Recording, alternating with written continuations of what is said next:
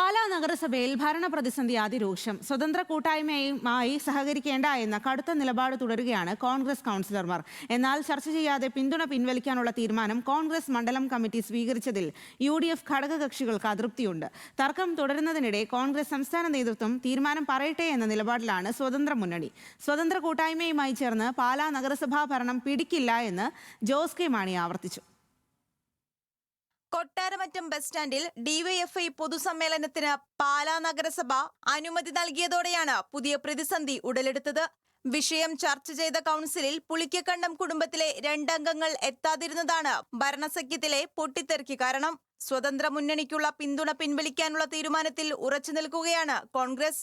എന്നാൽ തീരുമാനത്തിൽ UDFിലെ ഘടകകക്ഷികൾക്ക് കടുത്ത അതൃപ്തിയുണ്ട്.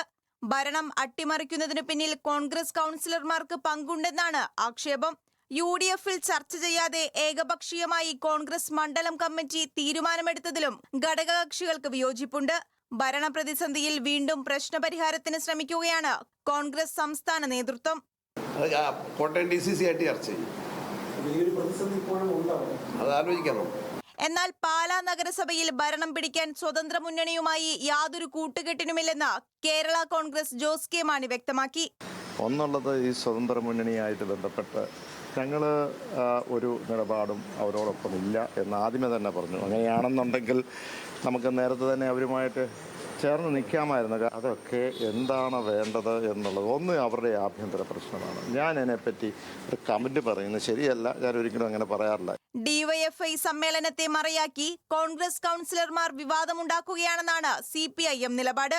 ഈ സമ്മേളനത്തെ മറയാക്കിക്കൊണ്ട് യഥാർത്ഥത്തിൽ CPM-ഉമായിട്ട് അവർക്കൊരു ബന്ധം എന്ന് സ്ഥാപിച്ചെടുക്കുന്നതിന് വേണ്ടി ഒരു ശ്രമം ഇവർ നടത്തിയെന്ന് മാത്രമേ ഇത് കാണാൻ കഴിയൂ. നിലവിൽ പാലാ നഗരസഭയെ സംബന്ധിച്ച് LDF പ്രതിപക്ഷത്തിരിക്കാനാണ് ജനവിധി ഉണ്ടായത്. ആ ജനവിധി മാനിച്ച് തന്നെ മുമ്പോട്ട് പോകുക എന്നുള്ളതാണ് നിലവിലെടുത്തിട്ടുള്ള തീരുമാനം. എന്നാൽ വിഷയത്തിൽ ഇപ്പോൾ പ്രതികരിക്കേണ്ടെന്നും ചെയർപേഴ്സൺ ദിയ രാജിവെക്കുന്നത് ഉൾപ്പെടെയുള്ള കാര്യങ്ങൾ കോൺഗ്രസ് സംസ്ഥാന നേതൃത്വത്തിന്റെ തീരുമാനത്തിന് ശേഷം മാത്രം മതിയെന്ന നിലപാടിലാണ് സ്വതന്ത്ര കൂട്ടായ്മ. ന്യൂസ് മലയാളം, കോട്ടയം.